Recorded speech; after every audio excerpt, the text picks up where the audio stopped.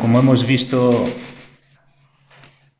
en el vídeo, el privilegio de poder apoyar misiones y saber que el Evangelio está siendo predicado alrededor del mundo y que hay una iglesia que debe de respaldar a los misioneros y tenerles en mucha estima, en mucho valor, y poder que ellos hagan la tarea y el trabajo lo más cómodamente posible, ¿no? Ayudándoles con las herramientas en todos los aspectos. Y vamos a leer en Mateo, capítulo 28, versículo 16.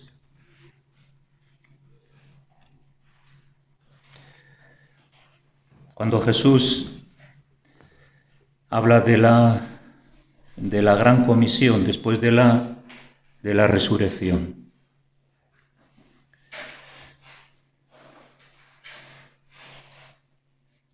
Dice, pero los 11 discípulos se fueron a Galilea, al monte donde Jesús les había ordenado.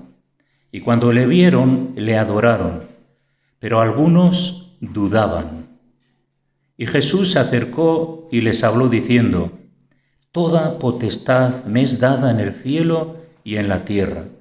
Por tanto, id y haced discípulos a todas las naciones, bautizándolos en el nombre del Padre, del Hijo y del Espíritu Santo. Fijaros esta gran comisión, algo que Jesús dejó a sus discípulos y que tras las generaciones la Iglesia ha ido recibiendo ese reto de llevar el Evangelio a las naciones, de orar por las naciones, no solamente como en Hechos dice, ¿no? Que me seréis testigos en Jerusalén, Judea y hasta lo último de la tierra.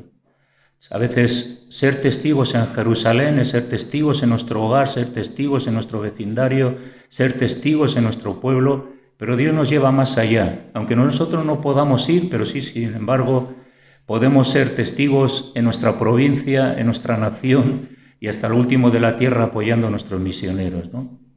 Y eso es lo que Jesús les comisiona, ¿no? Les da esa meta, ¿no? Les da esa responsabilidad y les da esa tarea misionera a los discípulos. Y vemos que luego lo hicieron porque tenemos los viajes misioneros de Pablo, pero otros creyentes que salieron de Jerusalén y compartían el Evangelio allí donde iban, derivado de la primera persecución de la Iglesia cuando la Iglesia se levantó, ¿no? Esa persecución que hizo que todos los creyentes allí por donde iban predicaban el Evangelio, ¿no? Así que esa tarea que tenemos, la responsabilidad, ¿no? de enviar misioneros, y la Iglesia Asambleas de Dios de España lo está haciendo, está apoyando muchos misioneros, apadrinando muchos niños, apoyando a muchas asociaciones, y con ellas juntamente el Evangelio también es predicado, ¿no? Aquí les dice que tendrían que esperar a que recibiesen el don del Espíritu Santo, ¿no? Y es importante ser llenos del Espíritu Santo para llevar el Evangelio hacia adelante. Sin la presencia de Dios en nosotros no podemos abrir nuestra boca ni manifestar las maravillas de Dios. Es su presencia en nosotros la que nos capacita y la que nos otorga esa gracia para que la gente pueda recibir. Así que no solamente Jesús estaba pensando en un crecimiento de una iglesia, ¿no? Una iglesia puede crecer más o puede crecer menos, pero lo que es importante es que esa iglesia tiene que hacer discípulos y tiene que apoyar misioneros, porque a veces el hecho de estar juntos y regocijarnos juntos en una iglesia no es la meta tampoco, ¿no? Solamente pensar en nosotros, sino que tenemos que pensar como Jesús pensaba aquí, ¿no? Ser llenos del Espíritu Santo y hacer discípulos en todas las naciones, dice, bautizándoles en el nombre del Padre y del Hijo. Es importante el bautismo porque en el bautismo, cuando un creyente se bautiza, renuncia a la inmoralidad, renuncia al pecado, renuncia a la apatía, a la indiferencia, renuncia a todo aquello que no es de agrado de Dios, y cuando una persona se bautiza dice: yo muero en Cristo y me levanto para vivir en Él. Eso es realmente el bautismo, no solamente algo simbólico que se queda ahí en la nada, no, algo que realmente tiene trascendencia en la vida del que se bautiza. Esa trascendencia de vivir esa nueva vida y de poder, con un compromiso, ¿no?, hacia Dios, ser útil y parte de este llamado, id y haced discípulos. Entonces, a veces sí que es bueno, ¿no?, involucrarse en algún viaje misionero y visitar otro país y interesarse por la condición espiritual y social que viven muchas naciones, y algo que realmente te enriquece, ¿no? Pero que también ese compromiso de orar y de clamar a Dios por las naciones, para que Dios obre. Otra de las cosas que Jesús habla en Lucas 46,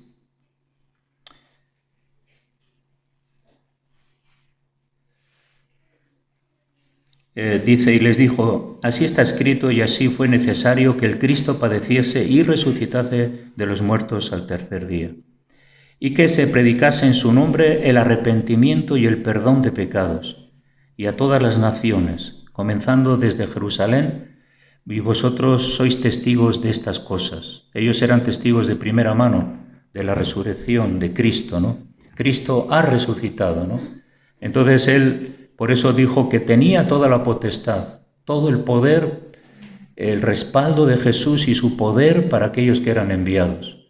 O sea, tenían garantizada su protección, su seguridad y su éxito también, ¿no?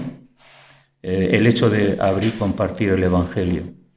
Entonces, algo que es importante aquí, que no solamente el creyente tiene que ser consciente que tiene que predicar un evangelio, pero aquí habla que el evangelio tiene que ver con arrepentimiento y perdón de pecados. Un evangelio que se predica y que se habla claramente de que necesita el hombre arrepentirse y necesita que Jesús le limpie de todo pecado. No es un evangelio solamente social, de ayuda humanitaria, de suplir las necesidades, las hambrunas, otros aspectos que tiene que ver también con el trabajo misionero, ¿no? Pero arrepentimiento y perdón de pecados es algo que el que es enviado tiene que hablar, tiene que predicar. Sabemos que el otro día hablamos sobre la iglesia perseguida. No es fácil abrir la boca en un país comunista, o incluso abrir la boca y estás sabiendo que estás arriesgando tu vida. Pero eso es lo que hacen los creyentes, arriesgan porque no pueden callarse ese evangelio que tiene que ver con arrepentimiento y perdón de pecados. Y luego ser testigos, ¿no?, de estas cosas. Siempre la predicación del evangelio que tiene que ver con el arrepentimiento y el perdón de pecados, que entra en conflicto con la mente humana, siempre trae problemas. Siempre trae problemas, incluso la vida, ¿no?, como hablamos el otro día. Pero que es necesario hacerlo. No solamente decir, bueno, Dios me ha ayudado a mí, ¿no? Porque a veces en nuestro testimonio, sí, Dios me ha ayudado, y tenemos siempre que tener esa meta de que la gente escuche que necesita que sus pecados sean perdonados, pero que necesita que él tenga un arrepentimiento delante de Dios. Ese es el evangelio. Y no podemos encubrir esto, ¿no?, porque está metido en esa responsabilidad que tiene la Iglesia, ¿no? A veces no solamente despertar los sentimientos bonitos, despertar que una Iglesia sea atractiva solamente por lo que tiene, sino que realmente la Iglesia tiene que expresar esa realidad primordial, ¿no? No centrarnos solamente en aquello que es bonito, nos satisface, ¿no?, sino en aquello que realmente tenemos que decir, que el hombre necesita arrepentirse y pedir perdón a Dios por sus pecados, ¿no? a todas las naciones. En ese sentido, pues todas las naciones necesitan. Cuando en Hechos, capítulo 13, versículo 2, habla de los primeros viajes misioneros, cuando Bernabé y Saulo comienzan su primer viaje misionero. Vamos a leer Hechos 13, 1.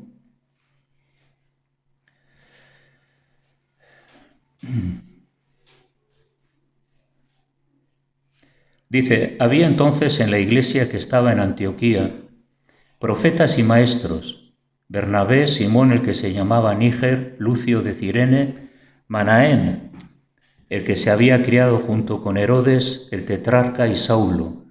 Ministrando estos al Señor y ayunando, dijo el Espíritu Santo: apartadme a Bernabé y a Saulo para la obra que los he llamado. Entonces, habiendo ayunado y orado, les impusieron las manos y los despidieron. Algo importante, ¿no? Cuando un matrimonio, una familia, un hombre, una mujer, porque también hay solteros que Dios ha enviado, ¿no? Y la escuela de misiones de nuestras asambleas de Dios, hay mucha gente, ¿no?, que se está preparando porque tienen un llamado de Dios. No les ha llamado los hombres, les ha llamado Dios, y ellos responden preparándose para la tarea que se avecina en su futuro, ¿no?, misionero, ¿no? Qué importante la oración. El que ora a veces es el que es enviado. El que clama, ora, se interesa por los perdidos, es al que Dios llama para ganar a ellos. Es importante la oración. En el ambiente de la oración es cuando Dios pone en nuestro corazón todo aquello que desea de nosotros, que quiere de nosotros.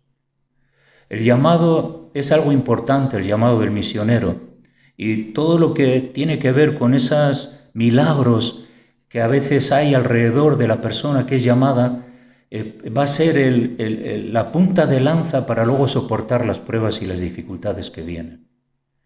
Cuando vienen las pruebas, vienen las dificultades, como les ocurrió a Bernabé, a Saulo, a Silas y otros, ¿no?, y la iglesia que predicaba, ¿no? Uno vuelve atrás y piensa: ¿quién me llamó?, ¿no? La seguridad de que, Señor, tú me llamaste, y entonces tú eres el que me vas a sostener, el que me vas a ayudar. Pasa lo mismo en la vida cristiana. El Evangelio es bonito, es hermoso, ¿no? Pero Dios nos tiene que preparar también para las dificultades de tu vida cristiana y las luchas. Y entonces, cuando estás ahí en el horno de fuego y cuando estás bajo presión y parece que todo se va abajo, entonces te acuerdas cómo Dios te llamó, aleluya, y que Él es fiel, ¿no? Y eres el que nos sostiene y el que nos ayuda. Así que ellos estaban orando y dijo el Espíritu Santo. Estas personas fueron enviadas por la iglesia. No hay misioneros solitarios, porque a veces sí que hay personas, se llaman a sí mismos, se van. Un misionero no es una persona solitaria, no es una persona prepotente, ¿no? Una persona que dice: no, yo. Sabemos que hay muchos solitarios. Son personas que se sujetan a la iglesia y que entienden la importancia del apoyo de la iglesia. Así que la iglesia les envía. Ellos aceptaron el reto, pero la iglesia les envía, ¿no? Entonces el Espíritu dijo: apartarme a Bernabé y a Saulo, a la obra que los he llamado. Así que Dios es el que llama. Qué hermoso, ¿verdad? Si te llaman los hombres, pero si te llama Dios ya, aleluya.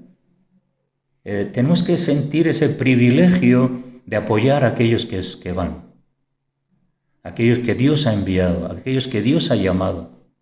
No apoyar a cualquiera, aquellos que Dios llama y que están haciendo el trabajo misionero con dignidad y que están salvando almas, y que nosotros somos parte también del resultado y el fruto de su labor. Aleluya. Así que uno es el que siembra, otro es el que ciega, pero Dios es el que da el crecimiento. Así que es importante esa obra, ese trabajo de oración, ¿no? Así que Dios llama, pues eso, a ciertas personas. Ellos le imponen las manos encima y oran por la bendición de Dios. Qué importante es la bendición de Dios. Que Dios esté bendiciendo, que Dios esté apoyando, que Dios esté respaldando a estos misioneros, porque lo van a necesitar, su protección y también sus cuidados, ¿no? Así que esa es nuestra tarea, orar por ellos, también interesarnos por su trabajo, por su misión, ayudarles en todo lo que podemos hacer, ¿no? De una forma digna, satisfacer a sus necesidades, etc. La oración, importante, porque esa oración, la cual levantó a Bernabé y a Saulo, esa es la oración que tiene que seguir respaldándoles. Y siempre todos los misioneros dicen, ¿no?, que orar, porque la oración es vital, porque es Dios quien debe de estar involucrado en la tarea, en el trabajo, en la protección, en los cuidados, que no somos autosuficientes, que somos dependientes. Orar, iglesia, orar, porque necesitamos que Dios siga estando con nosotros. Es la oración lo que cambia las cosas, ¿no? Cuando Pedro estaba encarcelado en la cárcel, dice que la iglesia hacía oración por él. ¿Y qué pasó? Que las puertas de la cárcel se abrieron. Pero se abrieron porque la iglesia oraba. Por eso se abrieron. Entonces nos damos cuenta de la importancia de la oración hacia nuestros misioneros. Y como hacemos en las reuniones y a nivel personal, pues también orar por ellos. Hay otra cosa aquí también en Filipenses 4:16. Pablo estuvo apoyado por algunas iglesias, ¿no?, económicamente. Algunos le apoyaban, aunque sabemos que Pablo trabajaba en sus propias manos también, para no ser gravoso a nadie, pero de vez en cuando le ayudaban, ¿no?, también en las ofrendas. La Biblia dice que el obrero es digno de su salario, y un obrero de Dios es digno de su salario. No podemos dejar que un obrero de Dios tenga necesidad económica. El obrero de Dios es digno de su salario. Y Jesús dice, no, a que cuando no ponéis bozal al buey cuando trilla, porque le dejan que coma, ¿no?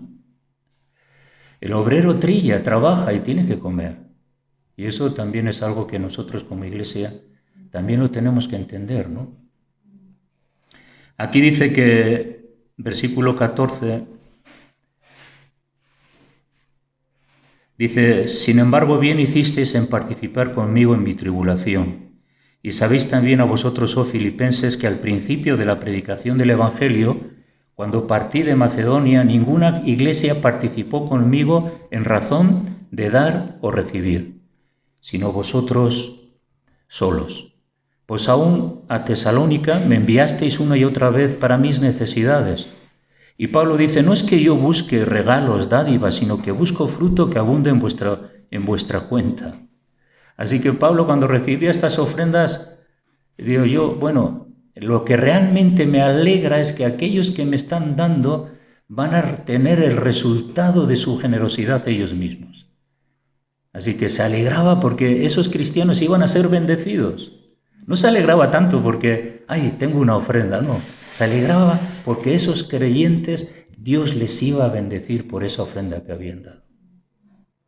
Y entonces dice aquí que busco fruto que abunde en vuestra cuenta, sí, fruto, el resultado de la siembra que ellos iban a hacer en su vida. Pero todo lo he recibido y tengo abundancia, estoy lleno, habiendo recibido de Epafrodito lo que enviasteis, olor fragante, sacrificio agradable a Dios. Siempre la ofrenda dada para Dios es agradable. Cuando la monotonía de la ofrenda en la iglesia, a veces tenemos que romper la monotonía de la ofrenda en la iglesia. Y tenemos que entender que esa ofrenda que damos es agradable a Dios. Es parte del culto de adoración. Y Dios ama al dador alegre, pero también nuestra mente tiene que abrirse a esa realidad de que podemos agradar a Dios con nuestras ofrendas. Saber usar el dinero que Dios nos da para la gloria de su nombre, no solamente para nuestros caprichos, no solamente para que voy a alcanzar aquello, voy a alcanzar aquello. Tenemos que dar a Dios porque su reino, sus obreros, su iglesia y sobre todo los perdidos necesitan que el Evangelio les sean predicado y lo oigan. Entonces, por eso dice el versículo 19, mi Dios pues suplirá todo lo que os falte conforme a sus riquezas en gloria en Cristo Jesús. Así que la ofrenda, importante la ofrenda en la iglesia, importante saber usar bien el dinero que el Señor nos permite tener con sabiduría. La Biblia habla de que conforme cada uno haya sido prosperado, así también debería de ser su ofrenda a Dios. Y eso es algo que bueno que todos lo entendemos, ¿no? Así que la oración y las ofrendas hacia nuestros misioneros. Luego Juan, aquí hay un versículo en Juan, hay más, tercera de Juan, no el Evangelio de Juan, tercera de Juan, versículo 5 y 7,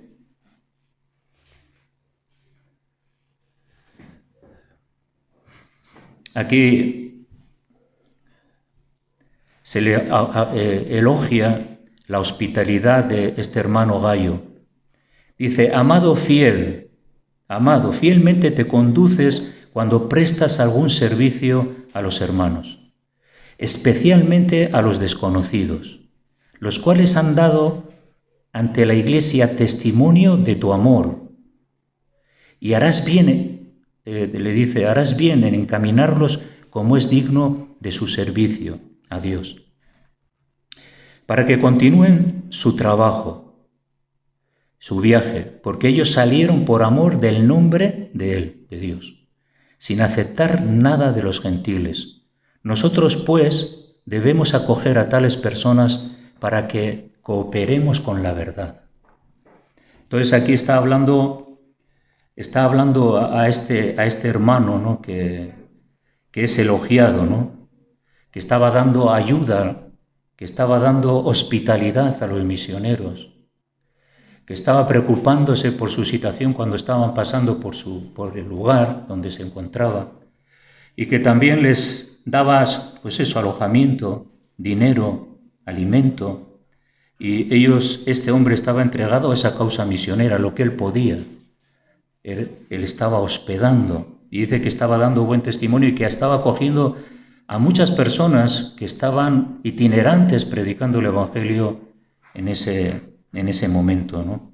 Entonces, el amor que este Gayo se le ve que tiene por causa de Dios, por amor a él, a los que estaban itinerando y trabajando en el trabajo misionero evangelístico, pero sobre todo aquí en Gayo es esta trilogía, ¿no? Para la gloria de Dios, en beneficio de los que Dios está usando para llevar el Evangelio, pero pensando en que todo eso iba a redundar en aquellos perdidos que se iban a conocer a Dios. ¡Aleluya! Entonces, luego también en la iglesia hay que saber usar los recursos que tenemos, porque somos administradores de Dios. Y como administradores de Dios tenemos que orar, Señor, ¿cómo vamos a usar los recursos que tenemos en la iglesia? ¿A quién vamos a dar? ¿Qué vamos a hacer? ¿Qué trabajo podemos desarrollar? ¿Cómo podemos apoyar? ¿No? Y bueno, gracias a Dios hemos sido participantes de muchos proyectos, de muchas ofrendas para la gloria de Dios, beneficio de los misioneros y los perdidos que se han convertido por causa de todo eso, ¿no? Y es hermoso ver esto, ¿no? Hay muchas historias de hospitalidad en la Biblia, tanto en el Antiguo Testamento como en el Nuevo Testamento. Aquí también en Tito, capítulo 3,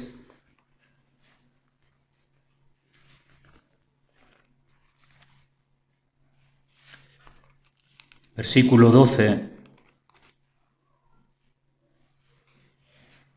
Pablo le está dando instrucciones a Tito, siervo suyo, colaborador y obrero, ¿no?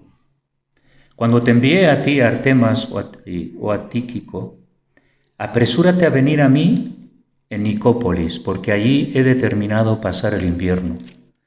A Zenas, intérprete de la ley, y a Apolos, encamínales con solicitud, de modo que nada les falte.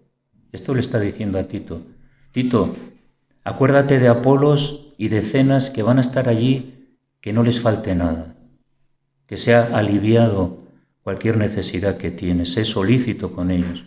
Y también luego dice, y así aprendan también los de la iglesia, los nuestros, a ocuparse en buenas obras para las cosas que necesitan, para que no sean sin fruto.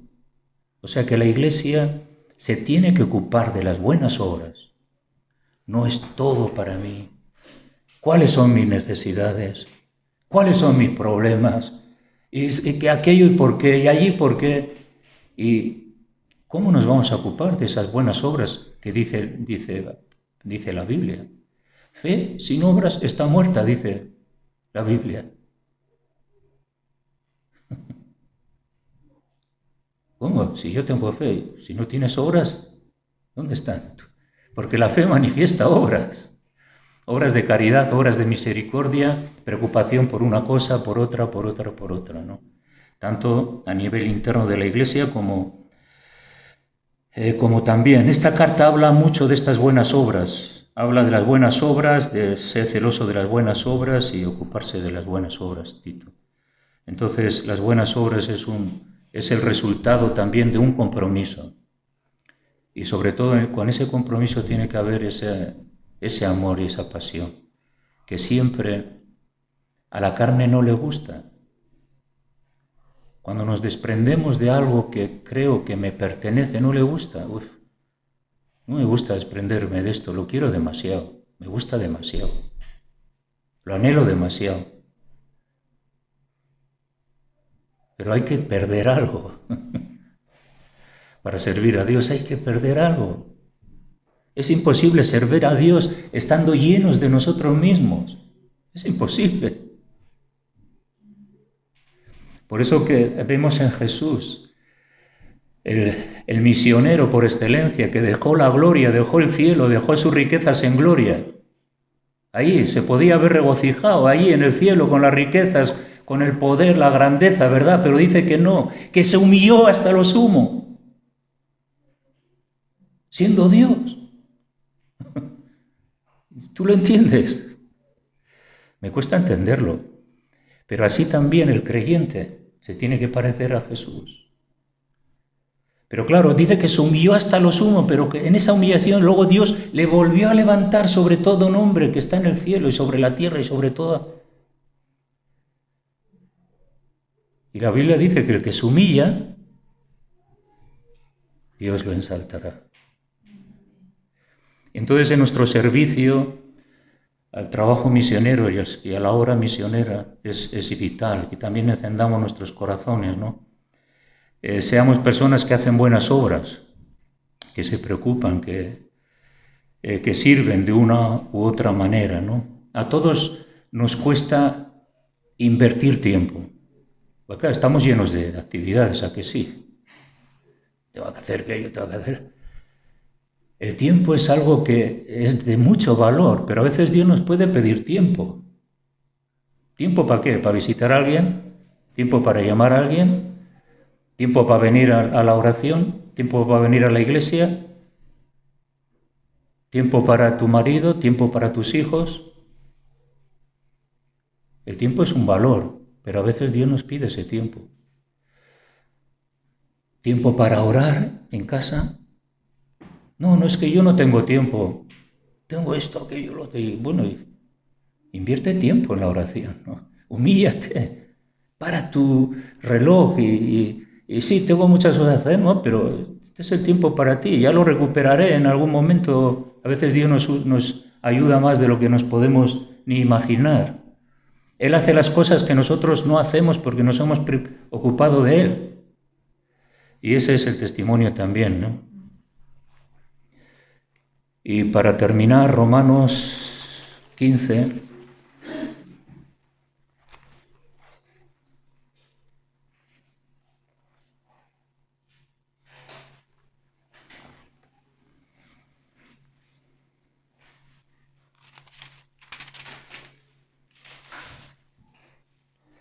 Romanos 15, 20. Aquí Pablo expresa algo que es muy importante, que tiene que ver con ética, la ética del trabajo misionero, ¿no?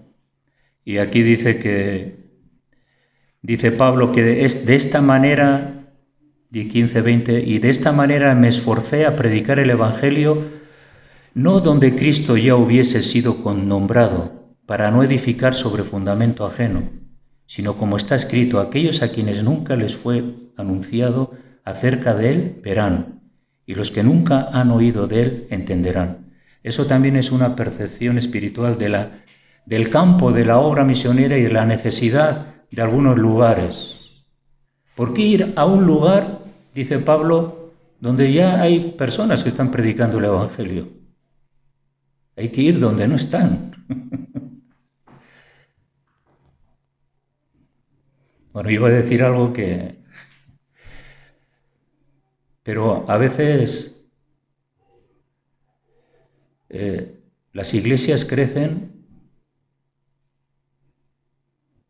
porque los creyentes se mueven de una a otra.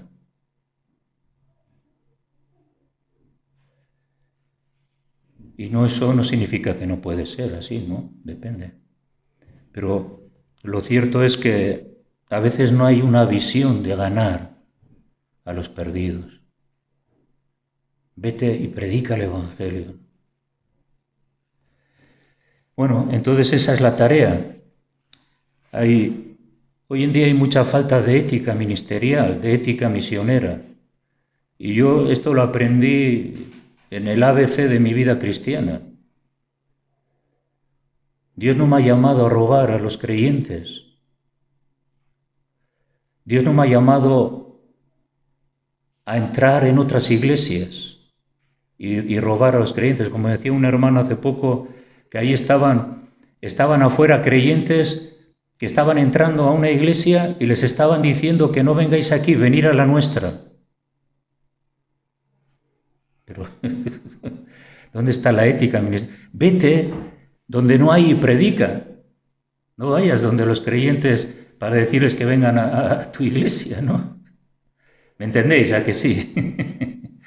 Predica en donde no hay, vete a los perdidos, suda la camiseta, vete a las calles, ama a la gente, predica, comparte el Evangelio con la gente, ¿no?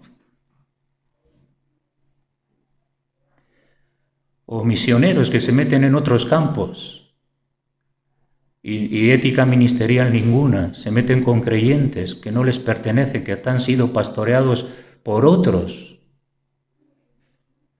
La ética ministerial brilla por su esencia, desgraciadamente. Pero Pablo dice que yo no voy a un lugar que ya ha sido predicado, voy donde nadie está y donde tengo que sudar la camiseta y tengo que patear las calles y tengo que hablar de Jesús y tengo que amar a la gente y tengo que realmente hacer discípulos. Y esa es la realidad. Entonces, valoremos el trabajo misionero de los hermanos que van, sigamos orando por ellos, sigamos apoyándoles y que Dios sea glorificado. Amén. Muy bien, vamos a orar. Señor, te damos gracias por tu palabra que nos edifica, nos instruye, nos anima, nos ayuda. Señor, muchas gracias por habernos llamado, por habernos hablado, habernos edificado. Muchas gracias, Señor. Que esta palabra sea una punta de lanza para seguir orando por nuestros misioneros, por los que están en el campo, en todos los aspectos, oración. Señor, que podamos, Señor, también ser hospitalarios y aportar de lo que tú nos das también para su trabajo. En el nombre de Jesús. Amén.